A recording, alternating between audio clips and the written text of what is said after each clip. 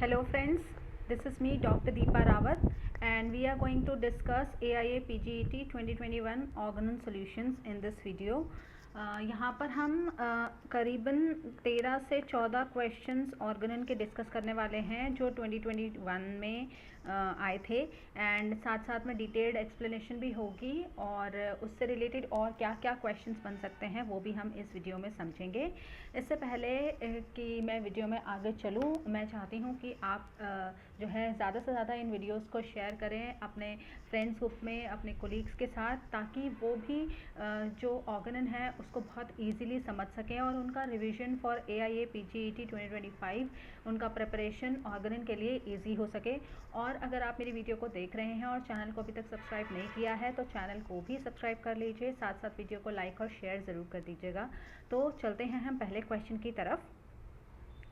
तो क्वेश्चन 1 क्या कहता है कि arrange the following concepts in the chronological order of their appearance in aphorisms of 6th edition के हिसाब से इन अफोरिज्म्स को हमें अरेंज करना है।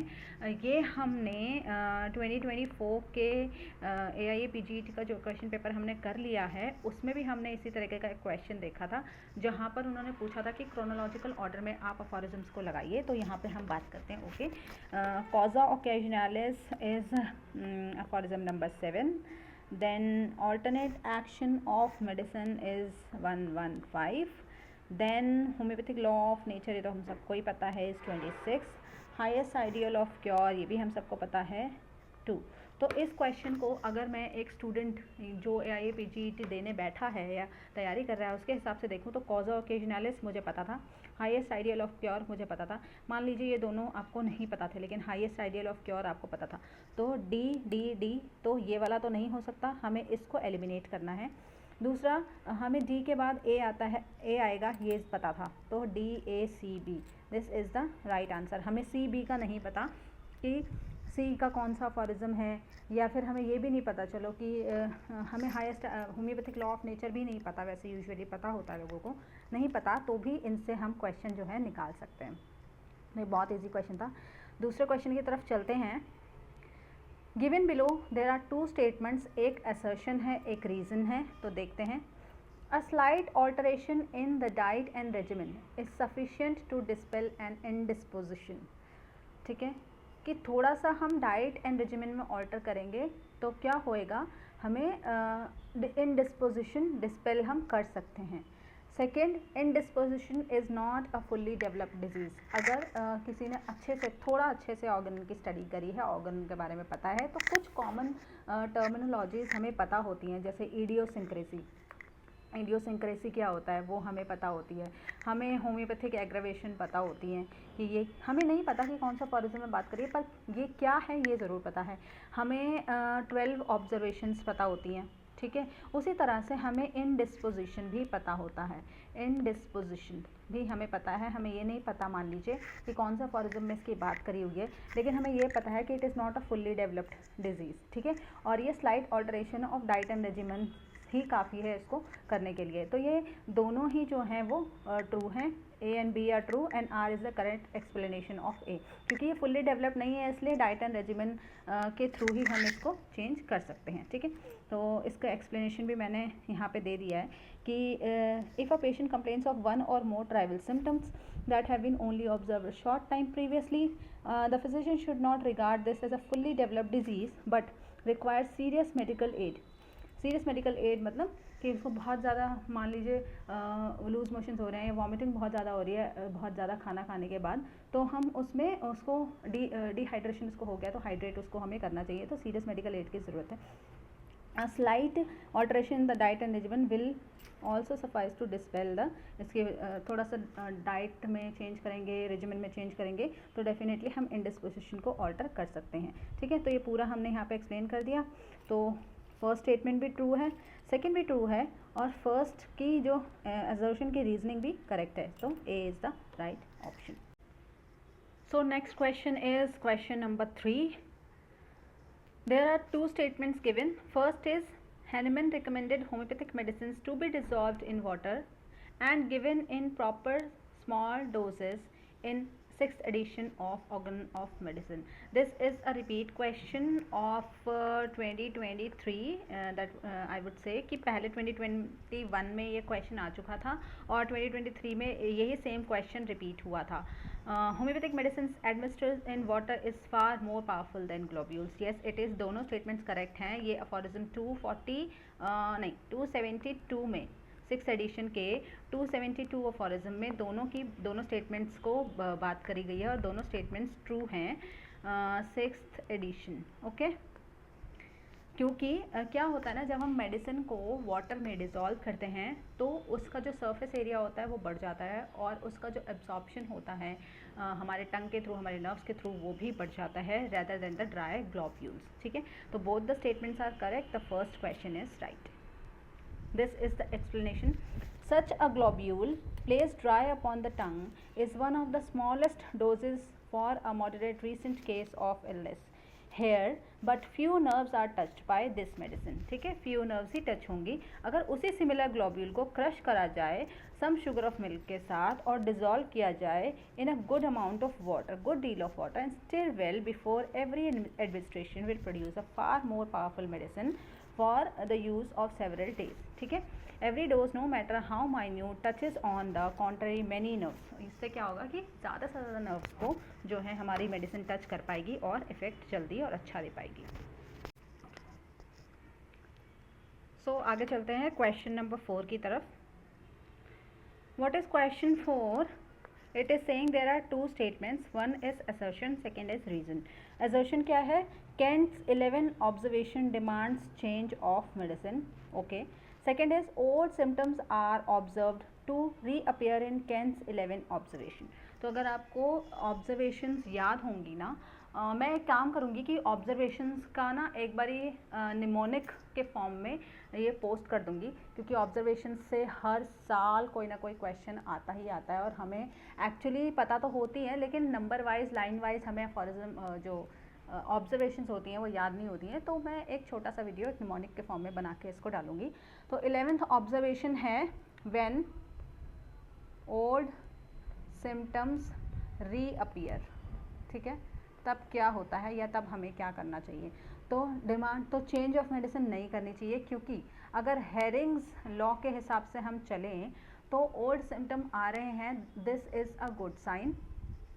ठीक है, कि पुराने सिम्टम वापस अगर निकल के आ रहे हैं, दैट मीन्स जो पहले सप्रेशंस या पैलिएशंस हुए हैं उस मेडिसिन जो आपने दिया है उसकी वजह से वो सरफेस पे आ रहे हैं और वो भी ट्रीटमेंट की डिमांड कर रहे हैं. इसमें क्या होता है, आपने मेडिसिन दी, आप थोड़ा टाइम वेट कीजिए तो वो पुराने जो आए हुए सिम्टम्स हैं वो अपने आप वापस चले जाते हैं.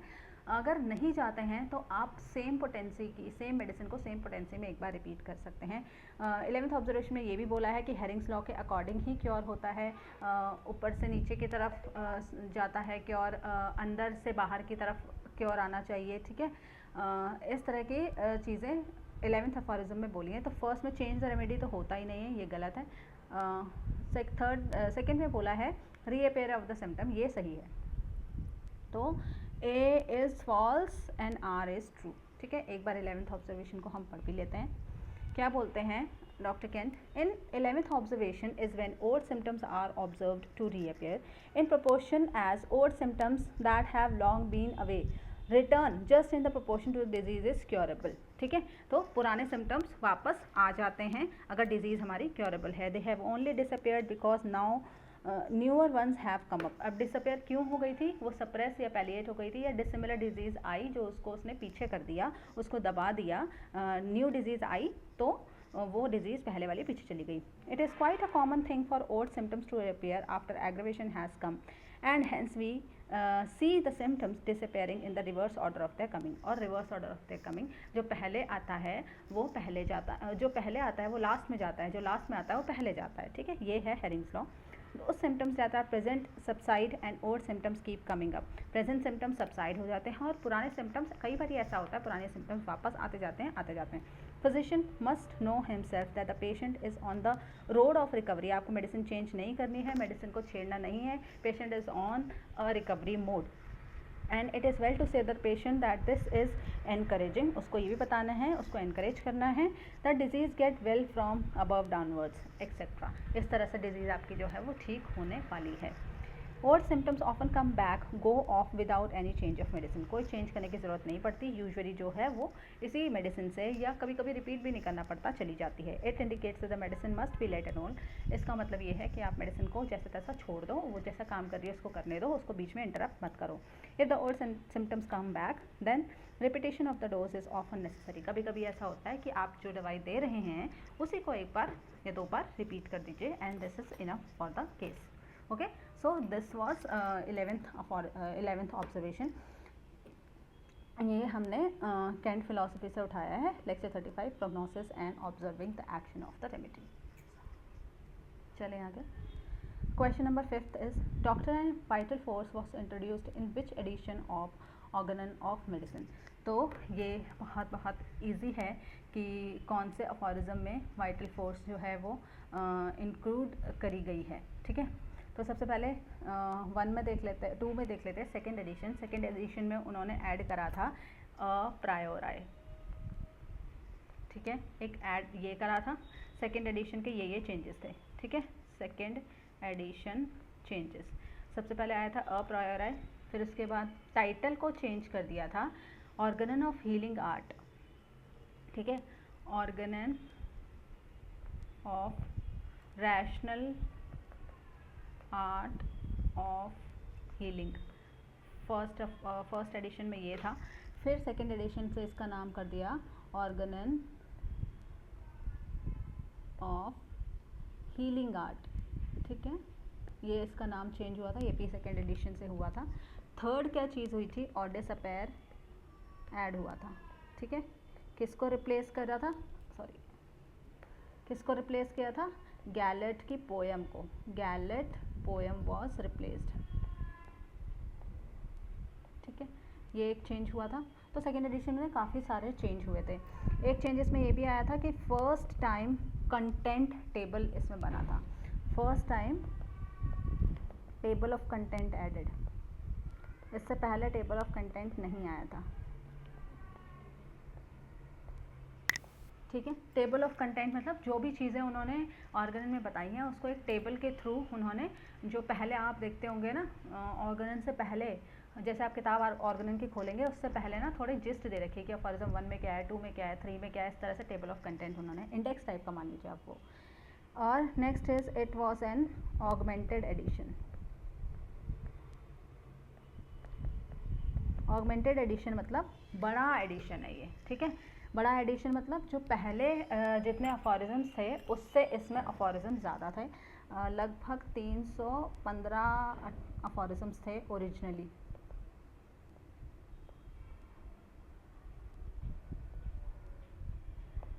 ठीक है, तो it was an augmented edition. फिर आता है हमारा थर्ड एडिशन। अब थर्ड एडिशन में क्या है, इसको थोड़ा सा दूसरे कलर से हम लिखते हैं। ठीक है, इससे लिखते हैं। थर्ड एडिशन में क्या है, थर्ड एडिशन में क्या क्या चेंजेस हुए हैं, इसमें no significant changes, no significant change, only it was an improved edition. ठीक है, it was an improved edition. ठीक, फिर आता है फोर्थ। ठीक है, फोर्थ एडिशन, फोर्थ एडिशन में क्या बोला है, फोर्थ एडिशन में एक चीज़ ऐड हुई है, थ्योरी ऑफ क्रॉनिक डिजीज। ठीक है, ये हुआ है। उसके बाद फोर्थ तो खैर इसमें था नहीं, लेकिन फिफ्थ एडिशन में theory of vital force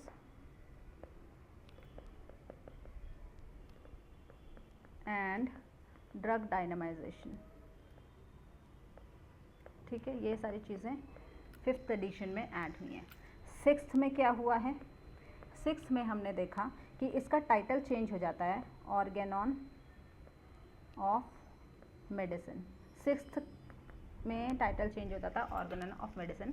first में था Organon of rational art of healing, second से लेकर फिफ्थ तक था Organon of healing art, sixth में हुआ ऑर्गेनन ऑफ मेडिसिन। ठीक है, इसमें आई हमारी एलएम पोटेंसी, ठीक है, और इसमें हमने वाइटल फोर्स को चेंज कर दिया वाइटल प्रिंसिपल से। ठीक है, ये कुछ चेंजेस आए, तो इसका आंसर क्या हो गया? अब आप चलो बता दो सारे के सारे। इट इसका आंसर हो गया फिफ्थ एडिशन में वाइटल फोर्स ऐड हुई थी। ठीक है, बहुत सिंपल था, इसमें कुछ करना नहीं था, बस थोड़ा सा ये है कि इससे भी क्वेश्चन आता रहता है कि ऑर्गन में क्या क्या चेंजेस हुए, कब कौन सा एडिशन आया, कितने एडिशन के क्या क्या ट्रांसलेशंस, कौन से एडिशन में कितने अफोरिज्म्स और क्या क्या नई नई चीज़ें ऐड हुई। ठीक है, next is the fish brine order of discharges with pains was during cold weather better by lying on abdomen and heart pressure suggest which miasm। अभी miasm वाला है ना, अगर आपको याद है, रटा हुआ है तो ठीक है, नहीं तो मुश्किल है बहुत ज़्यादा इसको करना। ठीक है, कि ये याद रहने वाला नहीं है। कुछ कुछ चीज़ें हैं वैसे जो बहुत ही हम कह सकते हैं कि कॉमन है, जैसे ये फिश ब्राइन ऑर्डर है ना, ये बहुत कॉमन है, ये कैरेक्टरिस्टिक है, ये है कैरेक्टरिस्टिक साइकोसिस का। ठीक है, तो इसमें तो हमारा साइकोसिस आ ही जाता है। Fish brine order of discharges with pains worse during cold damp weather. इसको कोल्ड डैम्प वेदर से पेन होते हैं। इसमें क्या होता है कि ड्राई वेदर जो होता है ना, उसमें पेन बेटर हो जाते हैं। पेल्विक और रूमेटिक पेन्स जो होते हैं वो कोल्ड डैम्प वेदर में एग्रेवेट हो जाते हैं और एमिरेट होते हैं लाइंग ऑन द एब्डोमेन और हार्ट प्रेशर। सो इसका कुछ लॉजिक एक्सप्लेनेशन नहीं है, इसको बस सिर्फ आपको एक बारी रट्टा मारना है। Next is question number 7.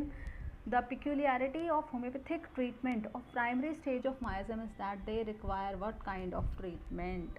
ठीक है, अगर प्राइमरी स्टेज है, ठीक है, किसी भी मायाजम की, तो हमें उसको क्या देना चाहिए? क्या हमें उसे नोजोड देने चाहिए? Primary stage of any मायाजम, primary stage of मानो सोरा ही है, प्राइमरी स्टेज ऑफ सोरा ही है, या प्राइमरी स्टेज ऑफ साइकोसिस है। ठीक है, तो हम क्या सीधा नोजोड से शुरू कर देंगे? या फिर सिफिलिस भी है तो नोजोड से थोड़ी शुरू कर देंगे? ठीक है, तो नोजोड तो नहीं हो सकता। इमीडिएट पैलिएशन, कभी भी आप क्रॉनिक डिजीज़ को पैलिएट नहीं करेंगे, चाहे वो क्योरेबल हो, अगर वो क्योरेबल है तो। ठीक है, इनक्योरेबल है तो हमें पैलिएट करना ही पड़ता है, पर इमीडिएट पैलिएशन हम नहीं करते। हमें पहले पता तो चल जाए कि वो क्योरेबल है या नहीं है, तो ये भी नहीं है। सर्जिकल इंटरवेंशन तो बिल्कुल नहीं है। This is large doses of specific medicine. यहाँ पे स्पेसिफिक मेडिसिन लिखा हुआ है वैसे, बट स्पेसिफिक मेडिसिन नहीं, large doses of miasmatic, anti miasmatic, ये दिया जाता है, large doses of anti miasmatic. तो इन सब में से स्पेसिफिक भी नहीं दिया जाता है वैसे कि स्पेसिफिक मेडिसिन आप दो, लेकिन इन सब में से यही वाला ऑप्शन एकदम करेक्ट है, तो डी है इसका आंसर। ये डॉक्टर हनीमैन ने क्रॉनिक डिजीज़ में बात करी है इससे, और ऑर्गन में भी बात करी है, इंट्रोडक्शन में भी और अफोरिज्म्स में भी। A patient developed a new and troublesome symptoms not appertaining to the disease to be cured after administration of homeopathic medicines। आपने एक पेशेंट को होम्योपैथिक मेडिसिन दिया, लेकिन उसको न्यू एंड ट्रबलसम सिम्टम्स आने लग गए। ठीक है, not appertaining to the disease to be cured, और जो डिजीज़ उसको क्योर करनी है उससे कोई उसका लेना देना भी नहीं है। अब आप कहोगे कि इसमें क्या करना है, पुराने सिम्टम वापस आ रहे हैं। पुराने सिम्टम नहीं है, नए सिम्टम है। ऐसा नहीं है कि पेशेंट ने वो सिम्टम पहले कभी फील किया था, ये वाला सिम्टम बिल्कुल नया है और ट्रबलसम भी बहुत ज़्यादा है। जब ओल्ड सिम्टम वापस आता है ना, तो वो इतना ट्रबलसम भी नहीं होता और पेशेंट को पता होता है कि ये सिम्टम मुझे पहले आता था। तो it is simply what it can be, it can be a wrong selection. Yes, it can be happen कि रॉन्ग सिलेक्शन हुआ है। वेल सिलेक्टेड होम्योपैथिक रेमेडी ये तो बिल्कुल नहीं हो सकता। अगर वेल सिलेक्टेड आपकी मेडिसिन है तो न्यू सिम्टम तो आएंगे ही नहीं। इडियोसिंक्रेटिक पेशेंट हो सकता है, ये भी हो सकता है कि भाई थोड़ा सा भी उसको कुछ दो, थोड़ी सी भी पोटेंसी दो, थोड़े से भी माइनर डोजेस भी दोगे तो भी वो मेडिसिन को प्रूव करने लग जाता है और नए सिम्टम्स में आने लग जाते हैं। टोटोपैथिक इफेक्ट ये भी नहीं हो सकता। ठीक है, तो इन दोनों में से एक हो सकता है। तो न्यू एंड ट्रबलसम सिम्टम्स आ रहे हैं ना, अगर वो पेशेंट आपके पास आया, वो क्योर होना चाहता था लेकिन उसको न्यू सिम्टम्स आ गए, तो वो इडियोसिंक्रेटिक पेशेंट नहीं होगा, वो होगा आपका रॉन्ग सिलेक्शन ऑफ मेडिसिन। ये भी हमारा जो केंट ऑब्जर्वेशन है उसी में से क्वेश्चन है। ये क्वेश्चन है 12th ऑब्जर्वेशन से। ठीक है, 12th ऑब्जर्वेशन से है। तो क्या कहते हैं 12th ऑब्जर्वेशन में we will notice sometimes the symptoms takes the wrong direction. हम कभी कभी ये भी नोटिस करते हैं कि हमारे सिम्टम्स रॉन्ग डायरेक्शन में जा रहे हैं. For instance if you prescribe for a rheumatism of the knees और फीट और rheumatism of the hands and relief takes place at once. पहले तो रिलीफ मिल जाता है rheumatism में, but patient is taken down with violent internal distress आने लग जाता है that settles in the region of the heart. किसी और चीज़ पे चला जाता है. यानी कि जब आपके जॉइंट्स में पेरिफेरी में डिजीज़ थी, लेकिन उसके बाद उसका इंटरनल डिस्ट्रेस कहाँ पे आने लग गया, हार्ट पे आने लग गया. अब पेरिफेरी से सेंटर तक डिजीज़ जा रही है, सेंटर्स पे जा रही है. स्पाइन में अगर दिक्कत आपको आ रही है तो क्या हो रहा है, हमारा जो पेरिफेरी से वापस से सेंटर पे जा रही है. from circumference to center and the remedy must be antidoted at once as soon as possible. आप अपनी रेमेडी को एंटीडोट कर दो, otherwise structural change will going to take place and take the new site. ठीक है, ये पूरा आप एक बार पढ़ लीजिएगा. इसमें फर्स्ट पैराग्राफ में काफ़ी हद तक एक्सप्लेन कर दिया गया है.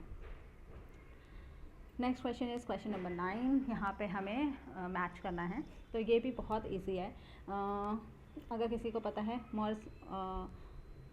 मॉपर्टियस के बारे में, मुझे मान लीजिए इतना नहीं पता, ठीक है, पर मुझे हिपोक्रेट्स क्या हो सकता है, ह्यूमन ड्रग प्रूविंग करी होगी. हिपोक्रेट्स ने सिमिलिया सिमिलिबस क्यूरेंटर लॉ ऑफ एक्शन, तो हिपोक्रेट्स ने दिया था सिमिलिया सिमिलिबस क्यूरेंटर. दिया नहीं था, पर वो इस थ्योरी पे या इस प्रिंसिपल को मानते थे कि लाइक्स क्योर लाइक, अगर आपको कोई डिजीज़ ठीक करनी है तो उसके लाइक वाइज ही आपको मेडिसिन देनी पड़ेगी. एल्बर्ट वॉन हॉलर ने डॉक्टर हेनीमैन से पहले ही सोच लिया था कि human drug proving is important, it is necessary. So और Maupertuis law of least action, ये ना हम लॉजिक में पढ़ते हैं, लॉजिक पढ़ते हैं ना हम ऑर्गन में, उसमें हम पढ़ते हैं ये मॉपर्टियस के बारे में. Law of least action. He was a French mathematician. तो उनका कहना ये था कि कोई भी अगर आपको रिएक्शन देखना है ना, किसी भी एक्शन का रिएक्शन देखना है ना, तो आप उसको थोड़ा सा स्टिमुलाई दो. ठीक है, लॉ ऑफ लीस्ट एक्शन आप देखो, थोड़ा सा स्टिमुलाई दो और देखो कि वो किस तरह से चेंज लेके आता है. तो यहाँ पर हम एक्सप्लेनेशन भी देख लेंगे. स्टुअर्ट क्लॉज की फ़िलॉसफी से हमने इनके बारे में पढ़ा है. ठीक है, Finking explained the action of efficiency of infinite doses by applying the law of least quantity. ठीक है, कि हम अगर इनफाइनाइट डोजेज देंगे, बहुत छोटी छोटी माइन्यूट डोजेज होंगे, तब हमें पता चलेगा कि कैसे लॉ ऑफ लीस्ट क्वालिटी काम करती है. डिस्कवर्ड बाय, ठीक है, ये डिस्कवर किसने की थी, law of least quality discovered by Maupertuis, a great French mathematician and accepted in the science as a fundamental principle of the universe. ठीक है, ये इन्होंने इसके बारे में बात करी है. फिर अफॉरिज्म 108 में हमने बात करी है कि ये किसके लिए हमने करा था, हाँ, कि डॉक्टर वॉन हॉलर जो हैं, जो हमारे एल्बर्ट वॉन हॉलर है, उन्होंने ह्यूमन ड्रग प्रूविंग के बारे में बात कर दी थी डॉक्टर हेनीमैन से भी पहले. ठीक है, तो Albert von Haller, he alone besides myself यानी डॉक्टर हेनीमैन यहाँ पे कर रहे हैं, saw the necessity of this, यानी कि proving the drugs on the healthy human being, wide the preface of the ये pharmacopoeia evaluate, यहाँ पे उन्होंने बताया था. ठीक है, तो यहाँ पे उन्होंने बात करी है. Not one single physician as far as I know during the previous 2500 years thought of this so natural, कभी किसी ने इसके बारे में सोचा नहीं.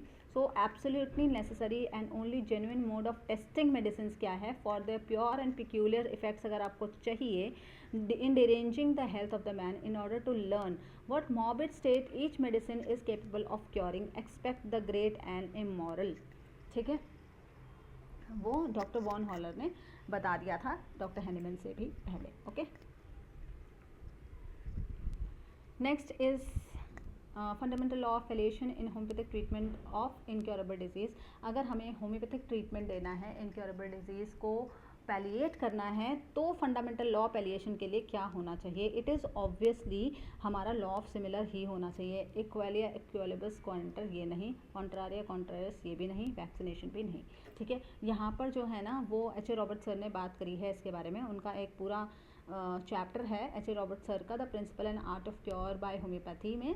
उन्होंने लिखा है चैप्टर 14 लॉ ऑफ पैलिएशन में. उन्होंने बताया कि the basis of cure is in is the fundamental law of similar. Cure का तो यही है, ये तो हमें पता है कि अगर क्योर करना है तो लॉ ऑफ सिमिलर से ही करना है, but the law of similar is the fundamental law also in the palliation. वो कह रहे हैं कि पैलिएशन भी अगर आपको करना है ना तो फिर भी आपको इसी में ही करना पड़ेगा। ऐसा नहीं है कि पैलिएशन के लिए कोई दूसरा ही आपको जो है वो प्रिंसिपल यूज़ करना है। ओके, तो चलिए अगले क्वेश्चन की तरफ हम बढ़ते हैं। That is question number 11, which of the following statement is true regarding materia peccans. तो सबसे पहले हम देख लेते हैं, मटीरिया पैकेंस की बात करी हुई है फुट नोट 2 अफोरिज्म 11। ठीक है, it means material cause of the disease, it can be. It was a materia medica developed by Hahnemann, ये तो बिल्कुल नहीं है। Homoeopathic treatment is based on the concept of materia peccans, ये भी बिल्कुल नहीं है। The answer is A only. ठीक है, fainting from the smell of roses is an example of, ये तो सबको ही पता होगा। ठीक है, ये क्या हो सकता है? It is idiosyncrasy. इडियोसिंक्रेसी यानी कि आपका कोई भी किसी चीज़ से, किसी भी स्टिमुलस के लिए जो आपका रिएक्शन होने वाला है वो इतना ज़्यादा है कि वो नॉर्मल ह्यूमन बींग से ज़्यादा है। ठीक है, आप तुरंत ही मेडिसिन को प्रूव करने लग जाते हैं, आपको छोटी छोटी चीज़ों से दिक्कत होने लग जाती है, आपके एनवायरनमेंट में जो चीज़ें हैं उनसे भी आप को स्ट्रेस, एंजाइटी या फिर कोई फिजिकल या मेंटल कंप्लेंट्स आने लग जाती हैं। That we called is idiosyncrasy. ठीक है, तो अगर कमरे में रोजेस पड़े हुए हैं और आपको उससे प्रॉब्लम हो रही है, फेंटिंग्स या फिर इचिंग या फिर छींकें, तो वो इडियोसिंक्रेसी है। ये हमने अफोरिज्म 117 में पढ़ा है। Some few persons are apt to faint from the smell of roses and fall into many other morbid, sometimes dangerous states from partaking of mussels, carbs, or the rue of barbel, touching the leaves of some kinds of sumac extract, etc. ठीक है, next is question number 13. Acute topical affection should first be treated with एंटीसिफ्लिटिक। आपको acute topical affections मतलब body पे, skin पे कोई acute affections आ रहे हैं, कोई एक्यूट कुछ चेंजेस आ रहे हैं, कुछ ड्रैशेस आ रहे हैं, कुछ एक्जिमा टाइप का है, तो उसको आप कैसे ठीक करेंगे? सबसे पहले आप देख लो, सर्जरी से तो बिल्कुल करोगे नहीं। ठीक है, डायरेक्ट एंटीसिफ्लिटिक मेडिसिन दे दोगे, जबकि हमने पढ़ा है कि जो स्किन पे डिजीज़ आती हैं वो सोरिक होती हैं, ज़्यादातर सोरिक होती हैं, तो ये एंटीसिफ्लिटिक भी हम नहीं दे सकते। सल्फ़र दे सकते हैं कि हर मेडिसिन, हर स्किन के इन्फेक्शन को आप सल्फ़र दोगे, ये भी नहीं हो सकता। ये पहले होम्योपैथ जो एलोपैथ्स थे ना वो करा करते थे। Allopaths use to give large doses of sulphur. ठीक है, वो दिया करते थे ये, तो ये तो हम नहीं करेंगे, ये हम करने वाले हैं general class of proved medicine. जो आपके पास प्रूव्ड मेडिसिन है वही आपको देनी है और उसी से ही आपको अपने पेशेंट को पहले ठीक करने की कोशिश करनी है। उसके बाद जब आपको मायज़म समझ में आएगा तो एंटी मायज़मेटिक मेडिसिन का यूज़ कर सकते हैं।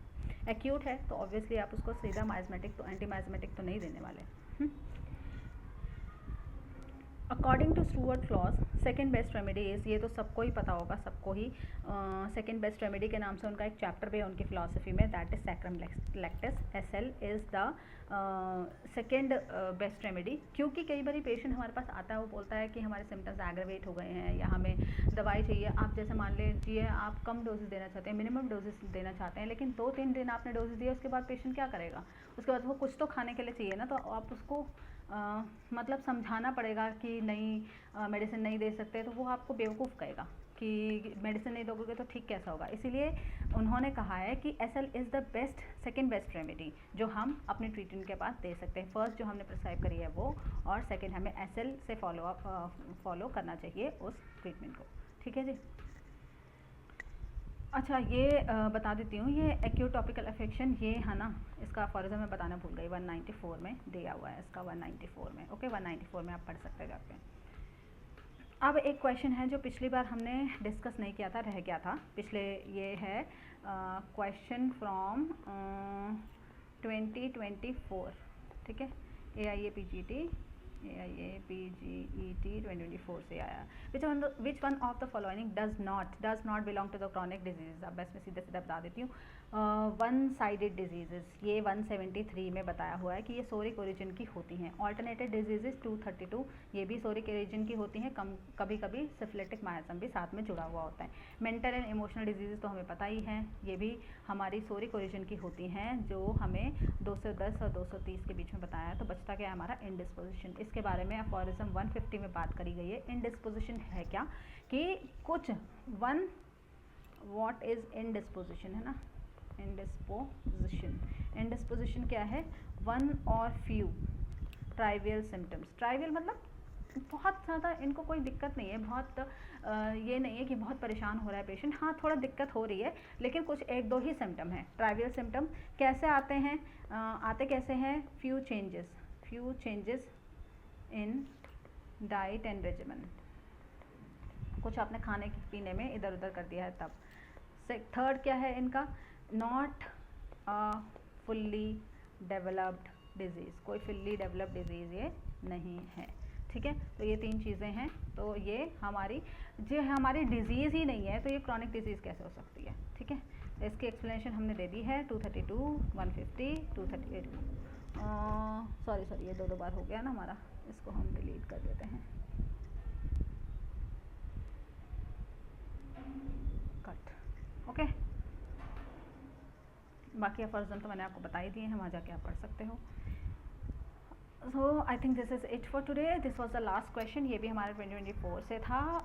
पूरे सारे क्वेश्चन हमने 2021 के रिवाइज़ कर लिए हैं। नेक्स्ट हम 2020 के रिवाइज़ करेंगे, क्वेश्चन का एक बार रिकॉल करेंगे। तब तक के लिए थैंक यू सो मच, और अगले वीडियो में ज़रूर आइएगा।